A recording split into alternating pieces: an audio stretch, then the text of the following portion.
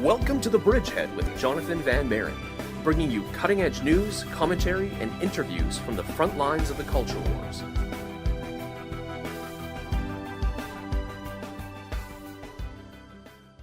Hello everyone, and welcome back to the Bridgehead on AM 1380. My name is Jonathon Van Maren, and I'll be your host for the next hour. Now, first of all, I'd like to thank you all for joining us again this week. It's so good to have you back. The discussion that we're going to have over the next hour is one I think that will profoundly impact you. I've had the opportunity to interview a lot of different Holocaust survivors over the past years. There's something particularly chilling about seeing a beautiful old lady roll up her sleeve and seeing a tattoo on her forearm, numbers. The number, essentially, that when it came, it was her turn to die. I still remember the first time I saw that, how it affected me. And since that day, I've had the opportunity to interview the stepsister of Anne Frank, who wrote her famous diary from a hiding place in Amsterdam. I've had the opportunity to interview the now-deceased youngest surviving member of Schindler's List, who talked about what it was like to see Oskar Schindler. But with all the stories that I've had the opportunity to hear, there are few stories, I think, that are as mauling and appalling as the story of my guest for today, a man named Pinchas Gutter, who he lived through the Warsaw Ghetto. He witnessed the beginning of the Warsaw Uprising, which started virtually across the street from his house. He survived 5 concentration camps. He lost his sister and his parents, and yet he survived, and he built a life. He married, he had children. His story is nothing short of incredible. It's a testimony to, as he puts it, God's providence. It's a testimony to the fierceness of the human spirit, and it's a testimony to just how incredibly strong human beings can be. Because when you hear his story, I'm sure you'll agree with me that it's unbelievable that somebody who went through something like that didn't break. And without further ado, I'd like to present an interview with Holocaust survivor Pinchas Gutter. So the first question would be, when did the war start for you? Well, the war started for me almost the first day when the Germans attacked Poland, because we were in a train going back home to Łódź from a wedding that I went to. My grandfather had a farm in a place called Jelun, and the Luftwaffe started strafing the trains, and we had to the train would stop and we would run into a ditch or a culvert or something like that, and then the train would continue. They didn't, that particular train, we were fortunate that we actually, I can't remember if anybody was killed. I was a little boy. I mean, I was like, going on 8, and so I don't I didn't exactly appreciate. I knew what was going on, but I didn't look if anybody got killed or what happened. But anyway, that train actually managed to get to Łódź, so I don't think they disabled it. And then things in Poland began to get quite bad quite quickly, but as I understand it, anti-Semitism was quite bad in Poland even prior to the war. Well, it's two ways of looking at it from that point of view. Poland was a haven for Judaism for hundreds of years, and it only started unraveling, when they started, round about 1650 something, when there was the revolt of the Ukrainian, Cossacks under a chief in Polish. It's called the Hetman Chmielnicki. He revolted against the Poland was the Commonwealth of Poland and Lithuania, and the king, at that time they were the overlords of half of Ukraine anyway, and then they things started going a bit awry, and Poland started to unravel. So by the time when there was the partition in 1700 and I can't remember 98 or 99 or 97, something like that, when they divided Poland between the 3 empires, the Prussian, the Russian, and the and then the Austro-Hungarian Empire, anti-Semitism, you see, it started to get worse and worse, and Jews started to suffer. And I'm not quite sure whether you call it anti-Semitism, because from my point of view, in Poland, or in the Commonwealth of Poland, before the kind of bad anti-Semitism, it was usually the Catholic Church that was fighting with the lords and the nobles, the land and the landowners, and they tried to get the kind of the upper hand, and the Jews were almost like it's almost like a Vorspeiser. You know what that means? It was like an appetizer for the masses, and you could blame the Jews quite easily, because and that's why. So they used that. It was used as I don't think that because generally for hundreds of years, I mean, Poland.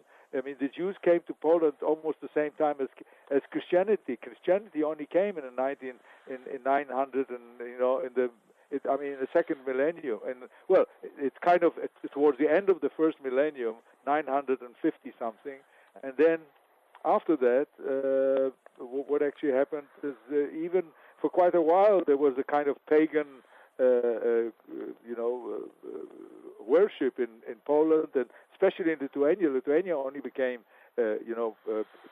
Christian around about 200-300 years later, when the Duke of Lithuania married the Queen of Poland. So you see, it's very difficult to know. But in actual fact, until about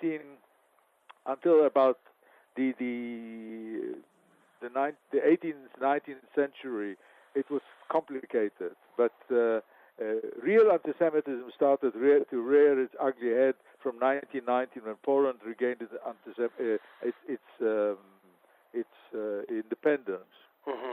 And there was one party, particular, a nationalist party, that wanted to solve there were too many Jews as far as they were concerned. There were about 10% to 11% of the population were Jewish, and they wanted a nationalist Catholic Poland. Poland is a Marian theocracy, and they wanted to have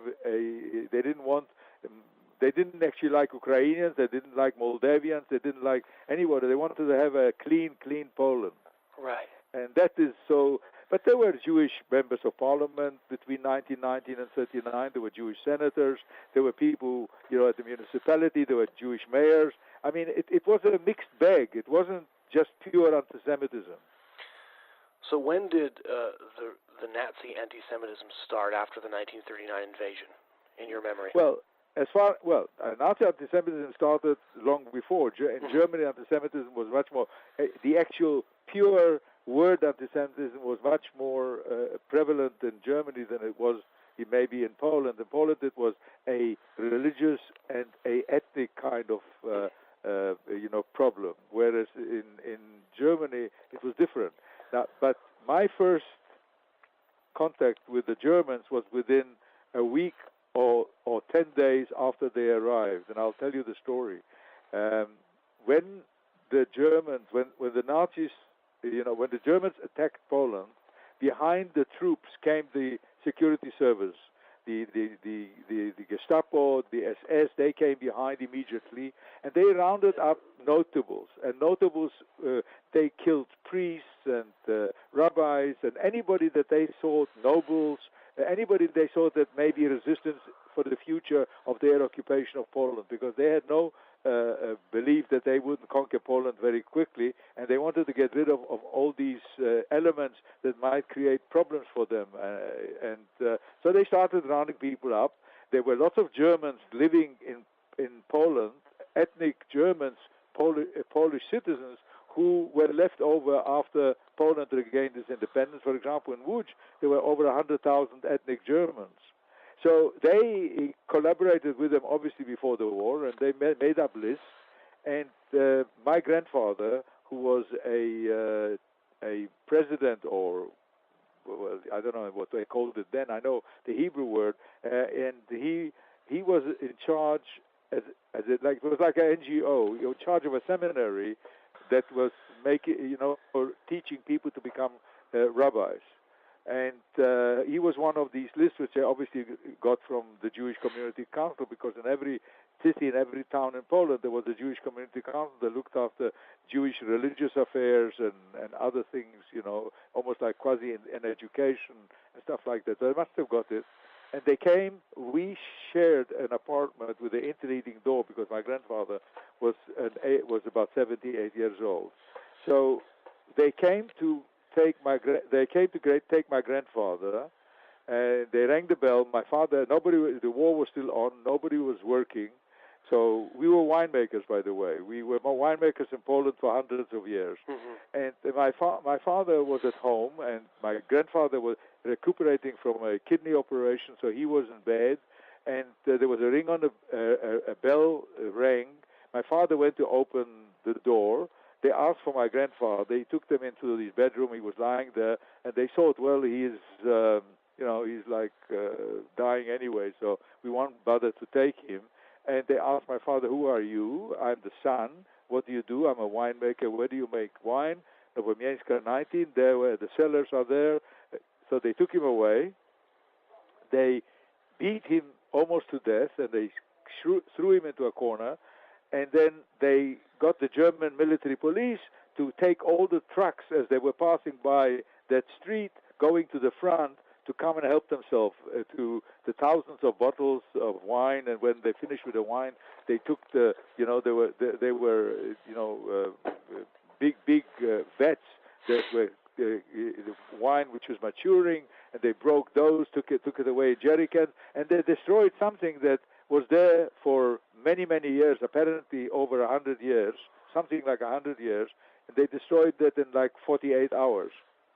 And then the caretaker went down to see my father because he saw them taking him in, with a Polish Catholic man in charge of that complex, went down, found him that he was unconscious, breathing, risked his life because it was curfew, brought him home, and that's how we learned what happened. So this was my first encounter with the SS, with two SS men that came to collect my grandfather, and I was in the bedroom when that was happening, and I can see it like today. And things started to get... And then things started getting worse. The war was kind of finishing, and then Jews couldn't have bank accounts. Their bank accounts were frozen. All their, whatever they did, you had a convenience store, if you were a tailor and had your own, or you had a dry cleaner, or if you were employed by the municipality, or if you were employed by the bank or the police, there were Jewish policemen. There were all kinds of people in different organizations. So all of these people lost their jobs. So there was unemployment. You had to give up furs. You had to give up jewelry. I mean, they were like every day there was a new law. And Jews became outlaws. You couldn't go to the park. You couldn't use public transport. I mean, it just became impossible to really exist. And of course, our winemaking business was completely destroyed. So things were getting really from bad to worse. Łódź was going to be incorporated into the German Reich, because they took part of Poland and they divided Poland, and they left a kind of rump of Poland called the General Government. The rest was part of the Reich, and Łódź was incorporated. They changed the name, Litzmannstadt. They changed all the names that happened later on. They changed all the names of the streets, and the street where we were became Göringstrasse, and then they had a ghetto. But before all that, my father had a younger sister living in Warsaw, and he felt that it would be better to be in Warsaw.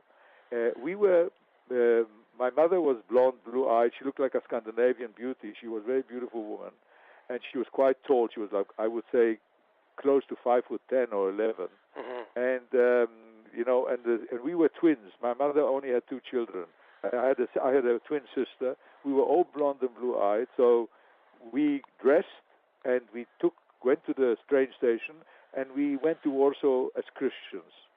My father, who couldn't pass as a Christian because he was dark, he had a beard, he actually started walking, and it took him 2.5 months by smuggling himself, walking during the night and during the day. Either friendly farmers used to hide him in a barn, or Poland was full of forest. He went into the forest, covered himself with leaves, and it took him about 2.5 months to get to Warsaw. And then after that, the Warsaw Ghetto opened very quickly, did it not? Well, not very quickly. Warsaw Ghetto, I was before the ghetto. The ghetto only was created at the end, around about the first. It started moving in October, but I think they closed the walls, if I remember correctly, on the 1st of November. So the whole of 1940, it was not. There wasn't a ghetto. People lived all over, but things were just as bad in Warsaw as they were. And this little boy, I'll give you an example of what happened. There was rations, and so there were people standing in the line, waiting outside shops to collect either bread or whatever food. And when a Jew came to the line, the Polish Christians or the Germans that were there would kick him out or put him to the end of the line. And when he got to the shop, there was very little left, or sometimes nothing left. And sometimes they would beat you up and then just kick you out. My mother had an idea. By that time, there were about 16, 17 people living in my aunt's little flat, because some other family of ours, my father's elder sister and her husband and their children, they all came and stayed there. There were about 16, 17. So my mother had a good idea. She gave me the money, and this little blue-eyed blonde guy looked, who was reasonably tall for his age, would come and stand there, and they would push a little young boy, push him to the front, and I would go into the shop, and I became, the supplier of food, because I would go as a Christian person.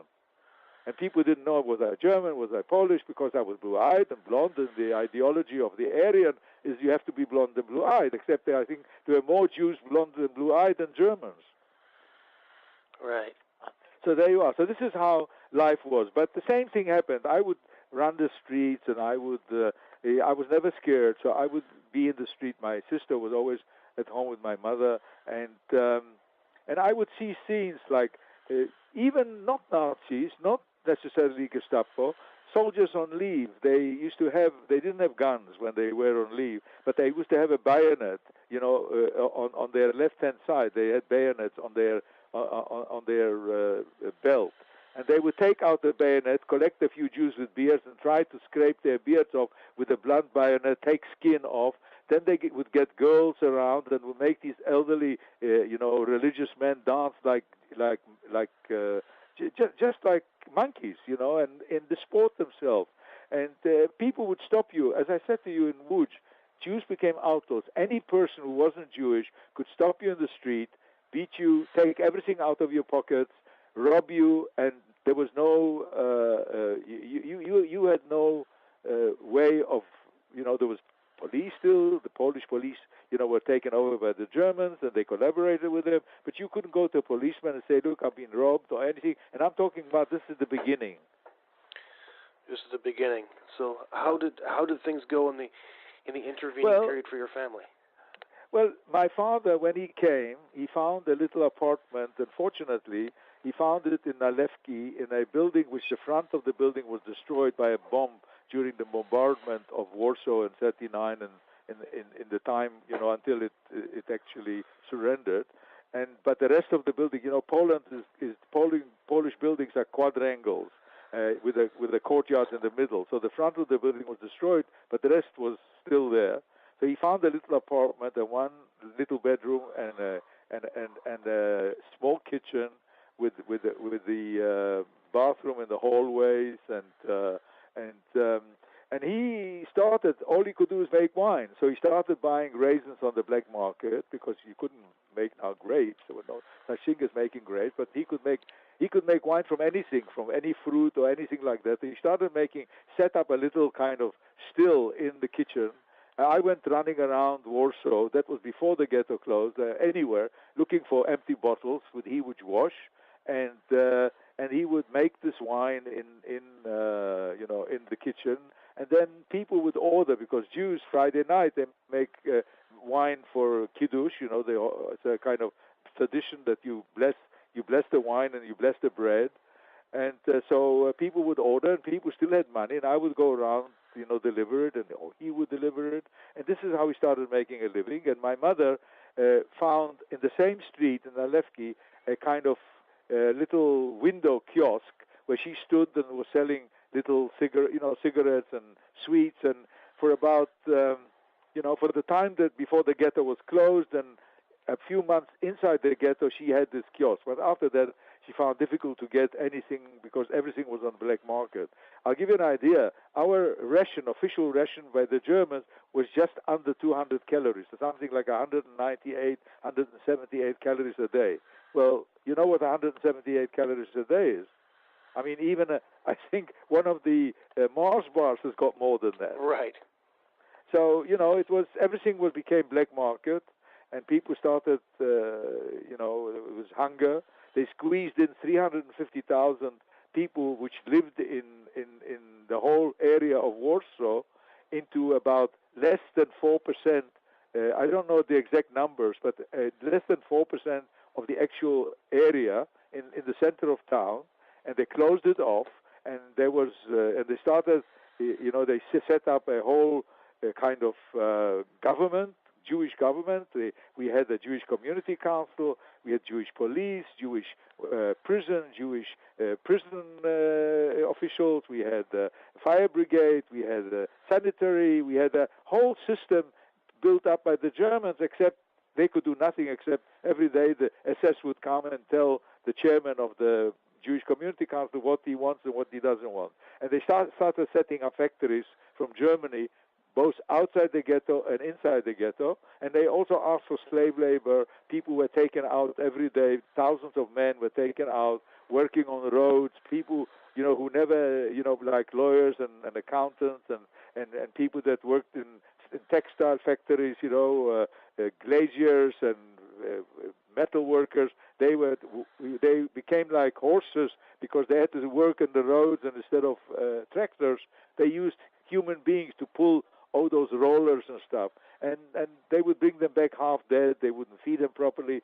I mean, things started getting really, really bad. We were forbidden to pray. We were forbidden to go to school, and things were, from the beginning of 1941, you started seeing dead people in the street. And as 41 went on, more and more people were pushed into the ghetto from the surrounding towns. They cleaned all the ethnic cleansing of all the towns of Jews, pushed them into the ghetto, brought Jews from Germany and other places, and by the end of 1941, there were close to 500,000 people there. Nobody knows the exact numbers, but they talk anything between 480 to 500,000.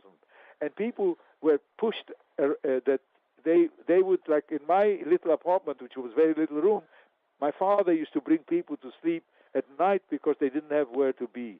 People slept in the streets. They opened up the synagogues. They opened up the halls, and people started dying by the hundreds daily. And the Jewish burial society couldn't cope with them, and the Jewish police used to catch people in the street, give them wheelbarrows to take the dead bodies, clean the dead bodies from the streets, and take them to a huge kind of on the Jewish cemetery. They dug an enormous kind of grave, actually a ditch, a huge ditch, and they were throwing them in like you throw garbage in there. There was no. If you had money, you could still get a proper funeral with prayers, but if you didn't have money, you couldn't. And things went from bad to worse. But it was an apocalyptic, kaleidoscopic hell. Why? Because there was a lot of people who were both informers, worked with the German Gestapo, who knew how to organize themselves, were part of the black market, part of the administration, part of the Jewish police, part of all kinds of things. There's always good people and bad people, the majority and the small minority. So in the ghetto, you actually saw cafes where people were dancing and drinking wine and roast geese and ducks, and the smells would come out, and outside people would be dying of hunger. And typhoid started, TB started, and if you go to the Jewish cemetery in Warsaw now, which was not destroyed, there is a huge grave where over 100,000 people were buried who actually died in the Warsaw Ghetto. What were your most vivid memories from that time as a boy? My most vivid memories, were, well, it was, I haven't even told you when I started the deportations, but the most vivid memories is the way my father and mother tried to protect us. I mean, I always think of my father like an angel with wings, and he tried to, take his wings and put those wings around us to shield us from all this iniquity. Right. And this is basically what kind of like when I think about that time, because you cannot imagine, you can't even think about it, even if you were there. And then all this unraveled in July of 1942, when on the 22nd placards appeared on the wall, and they started. They said that all these sicknesses, unemployment, and people hungry. We're going to send you to a place, families. We're going to give you 3 kilo bread and jam for the journey, and you must come voluntarily to the Umschlagplatz, which was the place where the trains, the cattle trucks were, and in the beginning, a lot of people who were dying of hunger and things went voluntarily. But within a few weeks, we knew in the Warsaw Ghetto that by going to be deported, not resettled, but deported, you were going to Treblinka and you were going to die there, because that's where they set up gas chambers and you were going to die. And my father, I think because of his experience with the Nazis, didn't trust them at all. Like, they played games. They issued all the kind of documents, red document, green document, metal tags, and they said, these people are not going to be resettled. These people are not going to be resettled. And then what they would do, they would surround a few streets, and they would tell everybody must come and show their documents, and they would say, now, these documents are not valid anymore. We issued green documents or whatever, different color, and only those are not going to be resettled. Everybody else is going to be resettled, and that's it. And so we were always hidden behind false walls, behind cupboards, he always found a place to hide us, and we managed to actually stay in the Warsaw Ghetto until the uprising on the 19th of April of 1943. And by that time, a lot of bunkers were built. And I remember I told you that the building in front of us was destroyed, and there was a ruin. So under those ruins, and we were on the corner of Nalewki and Mila, they built a bunker right underneath the earth, put in electricity, water, air vents were put into where the ruins were, so they couldn't be seen from the street, and they had 2 entrances, with the way you went in with steps. They built kind of steps down, and on the 19th of April, when the alarm was given that they're coming to fetch the last 50,000 people, the uprising started, and we went down into the cellar, into the bunker. And we were in the bunker for about 3 weeks, and we were discovered. We went out. We were sent, instead of sending to Treblinka, if I was sent to Treblinka, I wouldn't be talking to you. We were sent to Majdanek, and in Majdanek, they separated men from women, just like they did in Auschwitz, and then there were selections for, I didn't know that, but my father told me that I must say that I am 5 years older, and the documents that I've got, which I got after the war because they kept, once they chose your slave labor, you got documents, and it's shown that I was born in 1927 instead of 1932, and anyway, I was standing with my father, with the men, not with the children, and not with the women with children. My sister was separated and stood with the children. She ran towards my mother when she saw my mother. She hugged her, took her around, just like my father hugged us with these wings. And I suppose she was terrified, and my mother hugged her and kept her. So they were there pushed toward the women with the children. And since that time, I cannot remember anything of my sister except she had a long blonde braid. So whenever I think of my sister Sabina, I mean, the first time I told the story, I mean, I broke down, because can you imagine somebody who's got a photographic visual memory and remembers everything from the age of really almost like 2? I can't remember anything of my sister. Somebody that was born was part of me. and I can't remember anything, not from before the war, not during the war, except the plate. Sabina, I think of her now, all I see in my eyes is her beautiful blonde braid. Right. So And this was when I arrived in Majdanek, and then they pushed us into a barrack to undress. We were undressed naked, and I said my prayers because I thought that we were going to be killed. I knew that that's what happens, and we were running naked with our hands up in the air. My father was running in front of me, and there was a man with a white coat, and he was pushing people right, left. I came into a room with shower heads, and I waited for the guests to come out, because this is what we knew in the Warsaw Ghetto, that they kind of like try to fool you by telling you that you're going to be disinfected, but and that you're going to have a shower and cleanse, but in the meantime, gas comes out and you die. But water in my place, water came out, and I was chosen to be a slave laborer. And that's where you lost your parents, is it not? And that's where my parents, my sister and my parents were killed the same day. Because my father, I was looking for my father when I came out of that place where the guest chamber in Majdanek was very near to where the showers were, the proper showers were. And although it's changed a bit because some of it was destroyed, but if you go to Majdanek today, you can actually see on the one hand showers where people were selected to work, and on the other hand the guest chamber where people were, guests murdered.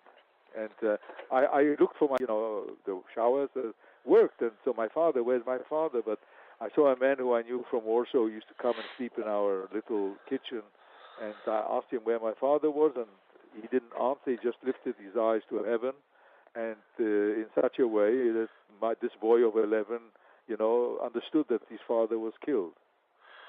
Well, you were only a boy of 11 and then lost your whole family. How did you manage to cope with things and survive in the way that you did? I don't know. I ascribe most of my to two things. Firstly, to providence.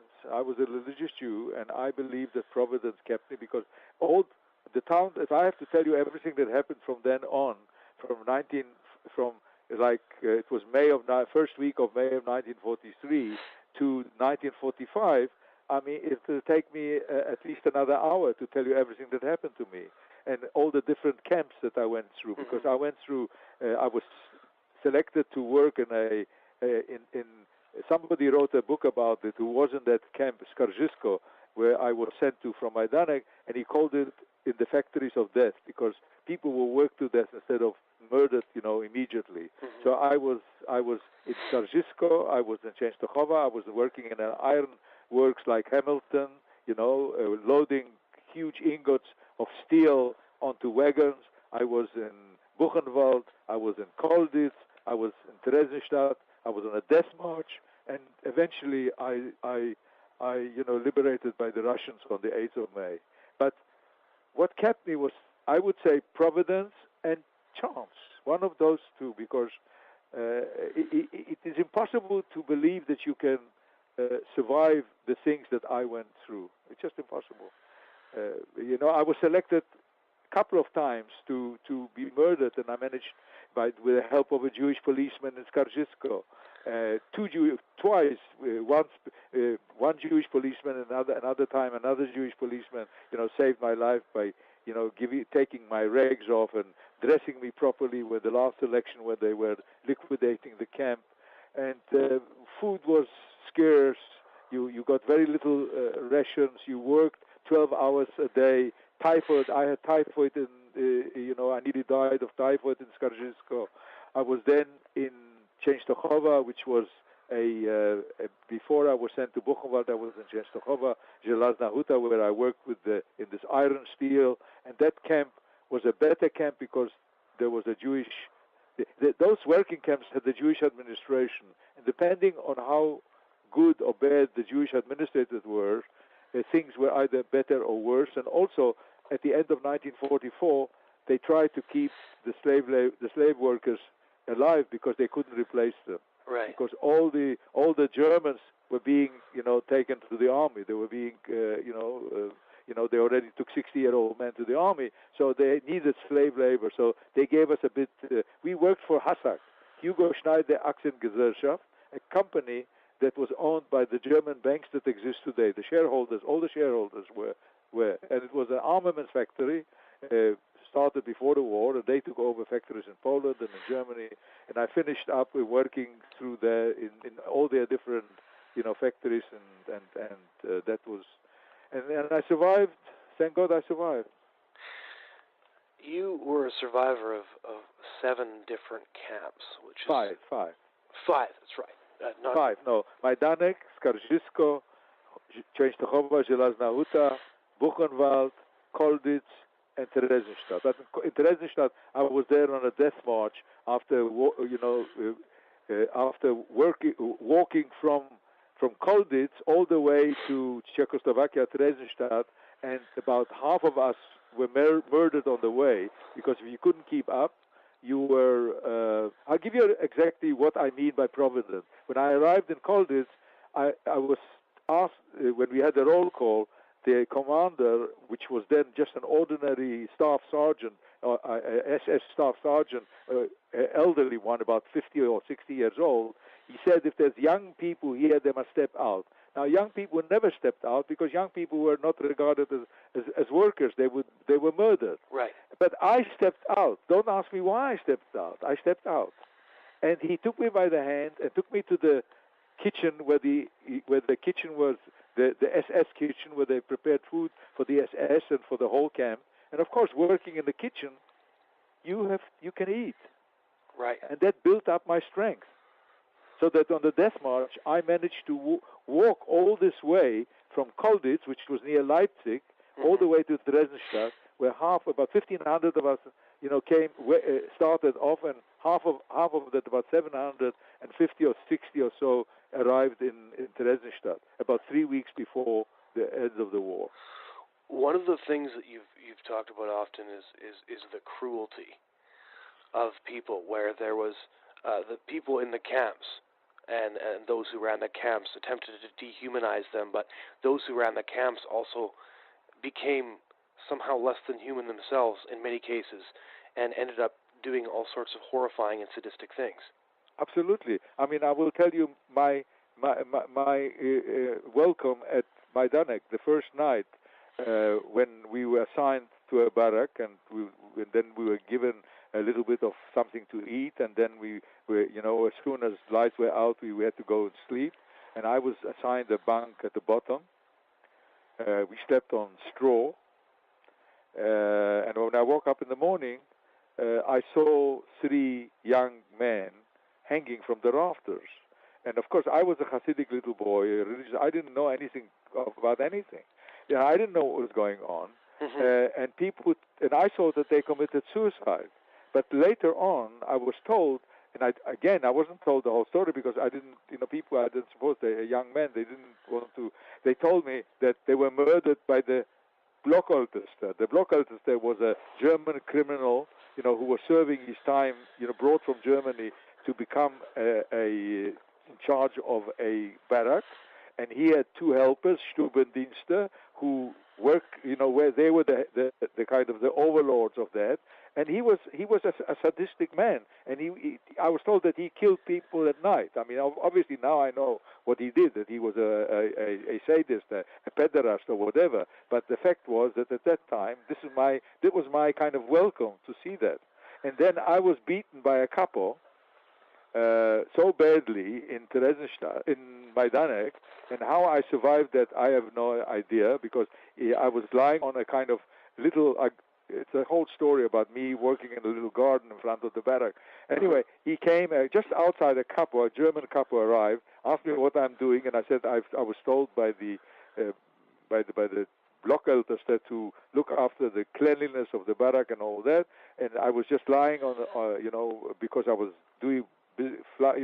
busy with flowers and stuff like that. So he started kicking me in my backside, and he kicked me for about 10 minutes, and then he just walked away, and I was bleeding, and then the bleeding stopped, And after the war, I had 3 operations because they found that I was badly injured, and to this day I actually suffer from it. Not badly, but I still suffer to this day from it.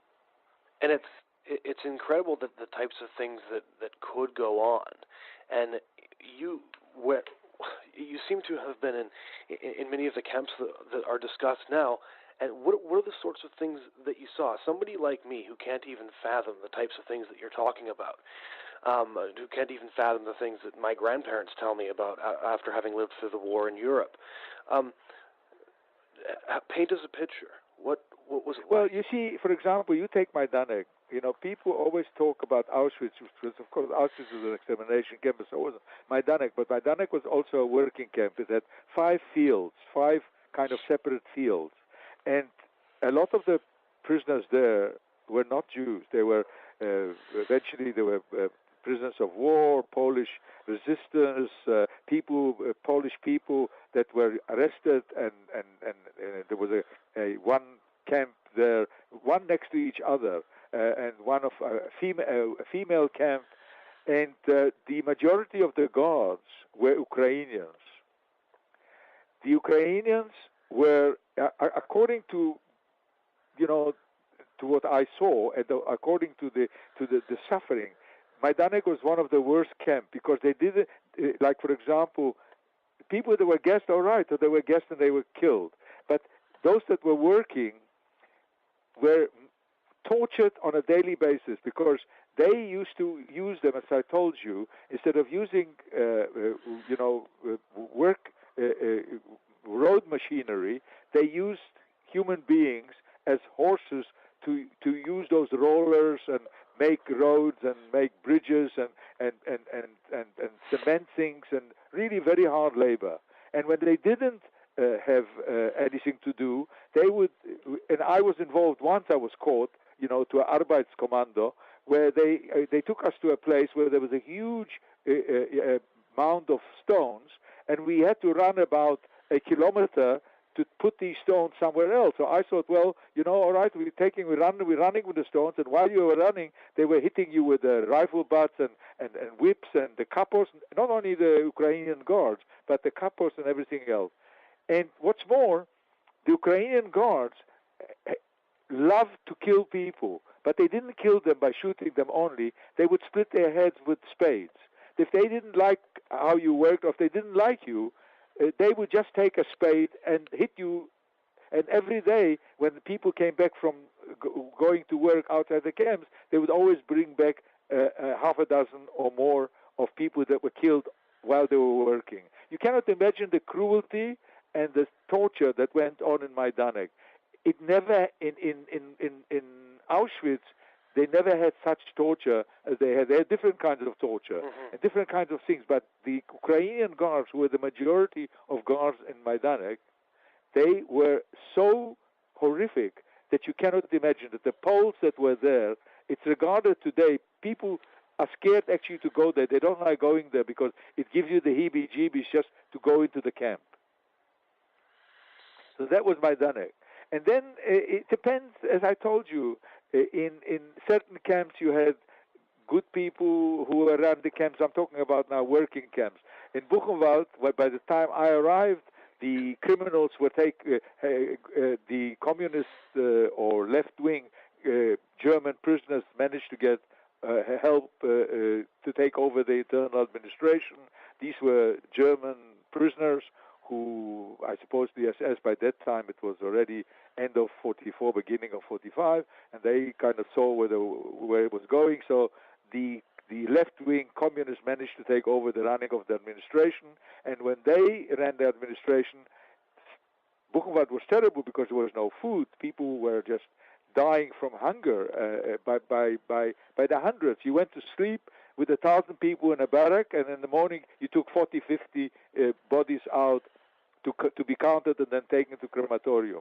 Buchenwald didn't have a gas chamber, but it had a crematorium to cremate the remains of the people that died there. So all these things, was going on all the time, and it's just impossible to believe.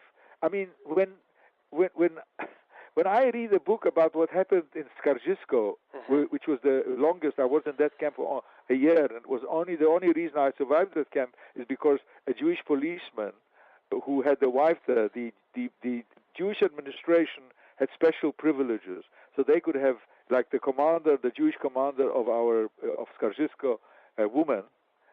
She had a husband and her children and a mother, and they had separate barracks, and they had plenty to eat, and they were like regarded as collaborators. But this Jewish policeman had a wife that was dying of TB, and he also happened to come from Łódź, and he knew my family. So he told me that I must become her nurse. I worked 12 hours.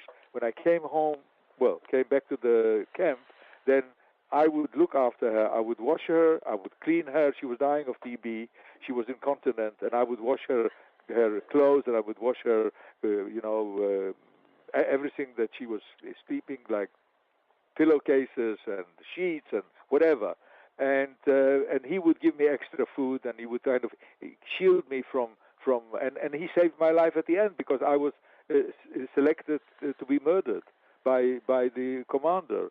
And then we started running. It's a long story, and I can't tell you that now. It's just horrific. So it was always, and then in the other camp, for example, in Częstochowa, the commander of the camp was a wonderful man. So he managed to sort himself out with the Ukrainian and the Germans that they never ever came inside the camp. The camp was run by the Jewish police. Nobody died there. Well, it's not true. Once one person died, and he died of his own fault because we were very near the lines where the trains would be going to Russia with tanks and things, and they were very heavily guarded by all kinds of people on the outside. We were on a kind of very near of a main railway lines going to Russia and fighting. So one person went too near to the wire, and one of the guards from outside shot him. But apart from that, nobody died in that camp, and the food was much better. And when winter came, he got some tailors in the camp to take blankets and cut them up and give the youngsters so that they shouldn't freeze, because Poland gets very cold, colder than in Canada often. You know, and I remember in Skarżysko, at one stage, when my shoes were worn out, I had to put, paper from cement sacks, from other chemicals, and with wire tie around, and I would walk in the snow like that. So, this is the type of things that, once you start talking about it, kind of these memories come flooding back. Right. What are the kinds of things that you try to emphasize when you speak about your experiences? When I speak, I only have like 50 minutes. So what I do is I tell them quite a bit about before the war. Like I was a happy little boy before the war, and how my father taught me to become a winemaker, and how my grandfather took me to the school at the age of 3.5. And then I speak about, sometimes depending, I tell them about how my first encounter with the Gestapo, and then what happened in Warsaw. Sometimes, and I tell them a little bit what happened in Majdanek, in the sense that my parents were murdered, and then I tell them a little bit about Skarżysko and about the last election, because there's a long story about it, that my best friend was taken to be murdered, but I found him in 2002, and that's a long story in itself. Mm-hmm. And I finish off on that. So, but there's only 50 minutes to talk, so you can only pick out. And it depending on if I speak to to grade 8 or 9 or grade 10 to 12, you can't tell them. And I don't delve on the horror. I just tell them the things the way they were, but giving them the kind of Dantesque hell in which you were in. So, what do you remember of the liberation?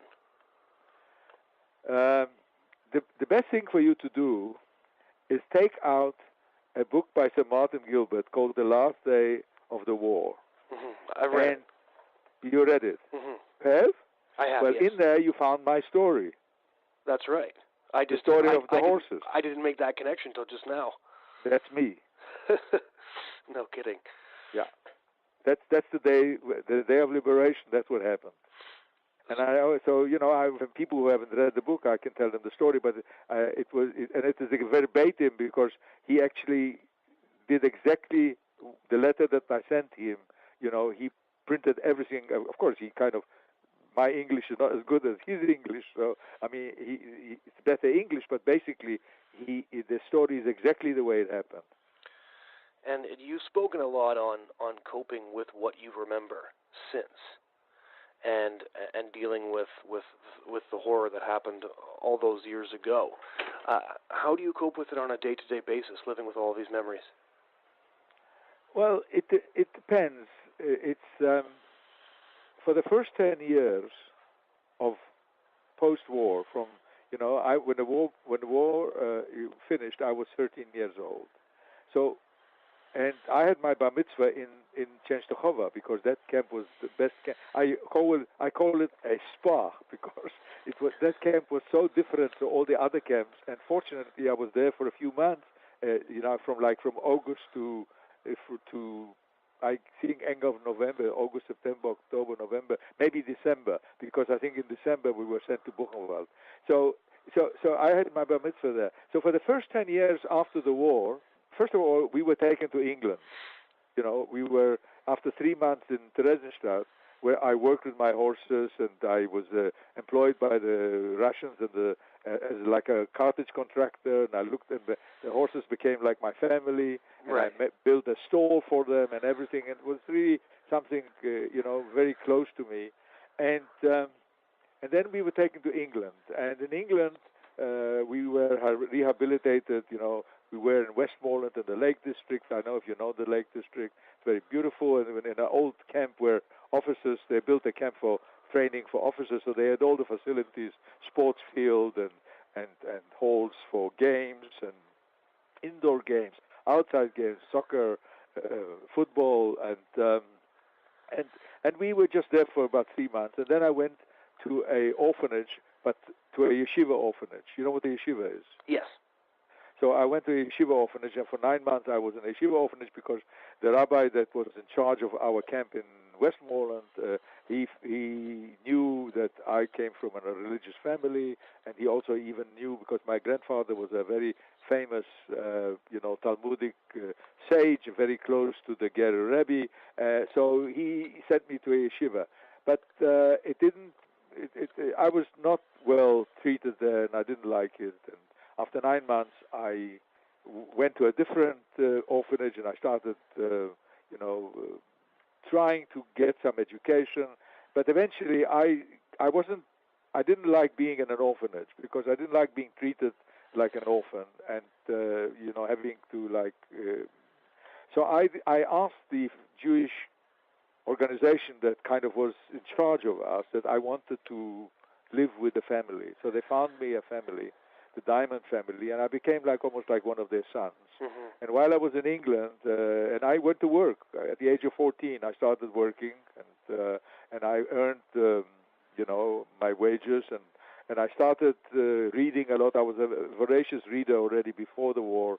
My mother, I spoke pure Polish with my mother and Yiddish with my father, and my mother, who was a Hasidic woman, but she was educated in the gymnasium, so she gave me books which my father didn't know about, because you weren't allowed to as a Hasidic boy. You were supposed to study the Talmud and the Torah and all that, but I became during the Warsaw Ghetto, I read a hell of a lot, and I continued doing that. So I kind of educated myself through reading. Every Saturday I would go to the library in where I lived in Muswell Hill, and the librarian was already prepared for me. She knew the books I wanted, history and all kinds of other things. And she would have 10 books for me, and I was a voracious reader, and I would work, and then in the evening I would spend my evening nights till 12 o'clock reading. And then, and so 10 years passed, and I had no problems. I only had one problem. I then found a cousin in France. I went to live with them, and I worked there at the age of 16. I was looking after their textile little factory in Bagnolet. And I had one episode. I dreamt I was being gassed in the gas chamber. And I started screaming in the middle of the night, and they came and took me into their bed. And because even then I was still a child, I wasn't. And they took me into their bed, and I calmed down. And after that was it. And for the first 10 years, it was only in 1955 that I started having nightmares and started suffering from being a Holocaust survivor. And I became quite disturbed, but it didn't stop me from. So I suffered and I worked and continued, and I got married, and I was in the Israeli army, and I did lots of things in my life, and I suffered and I suffered and and to this day it hasn't left me. But of course, when I started, I didn't start talking about it for many years. I didn't want to kind of load my children with my problem. It was enough that my wife suffered from it, because I would wake up in the middle of the night, from these nightmares and sweating and wet, and then she actually was the one who kept me alive in that sense, because she suffered together with me. And but my kids, thank God, they weren't. I've got two girls and I mean 2 young women. They're not young anymore, but I mean I had two girls and a boy, and they, thank God, they didn't have the syndrome of child survivor syndrome, thank God, because I never spoke about it. I always spoke about my life before the war, and I always spoke about my times I was ill before the war, and I was in the mountains living with mountain people, Polish górale, and I was just free and running around and all the stuff like that. And they knew I was a Holocaust survivor, but they didn't talk about it. And it was only very recently. It was only in the 90s. It's about, I would say, it's about from the first time that I gave testimony was to Paula Draper. Do you know who Paula Draper is? No. Paula Draper was a historian, a professor of history at the University of Toronto, who was taking testimonies from Holocaust survivors. And she found out that I was a Holocaust survivor when I was living in Canada. And she phoned me a few times and wanted me to talk about it, and I wouldn't talk about it. And eventually she came and had tea with me. She said, can she come and have tea with me just to meet me? And I said yes. And she persuaded me eventually to do, and she did. She made 2 tapes of 2 hours each of my testimony, which is at the Neuberger. They've got this testimony, which is now being digitalized in Los Angeles at the Shoah Foundation. So if they give it to you, but there is, you can actually go on the internet. If you put Pinchas Gutter, you will find God knows what you will find. You'll find me being quoted by the President of the United States, because he saw my. I was actually invited to the luncheon in Los Angeles, but I couldn't go because I was taking people in Poland at that time. And he saw my testimony or whatever, and he saw my speeches, and he used my speech in his speech for quite extensively. Toward the end of his speech, he said Pinchas Gutter, and then he used part of my speech and used it as an example of how the world can be a better place. Ladies and gentlemen, that was Pinchas Gutter, a Holocaust survivor, telling us about his experience in 5 different concentration camps, the Warsaw Ghetto, witnessing the Warsaw Uprising, and more. And one of the reasons I think that the stories of Holocaust survivors are so important today is simply because we're starting to see the rise of anti-Semitism elsewhere. And I had this discussion with Mr. Gutter later on. Anti-Semitism is beginning to rear its ugly head in the very places in which the Holocaust took place. There are places in France now where Jews no longer feel safe. There are places in Europe now where Jews are discussing moving en masse to Israel. There are places now where Jews are hearing the same slurs that started the slow slide towards the Holocaust. And we all say things like never again. We look back at the Holocaust as this monumental evil that can never be repeated. But the second we start to accept and minimize hatred towards the Jewish people, we have already begun that slide. If you think just for a moment about Germany, one of the most cultured and civilized Western countries, it was Germany that embarked on this massive genocide, this enormous binge of killing.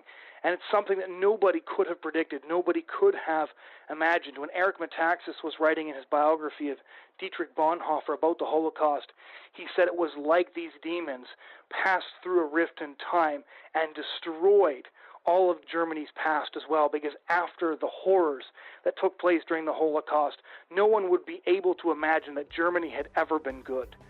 And now we're starting to see the same anti-Semitic slurs repeated.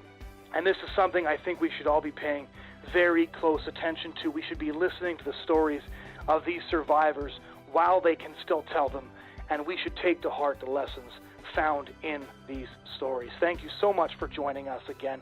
If you'd like to hear this interview, please go to thebridgehead.ca. We post all the interviews there, and we thank you for joining us this week, and we hope you'll join us again next week.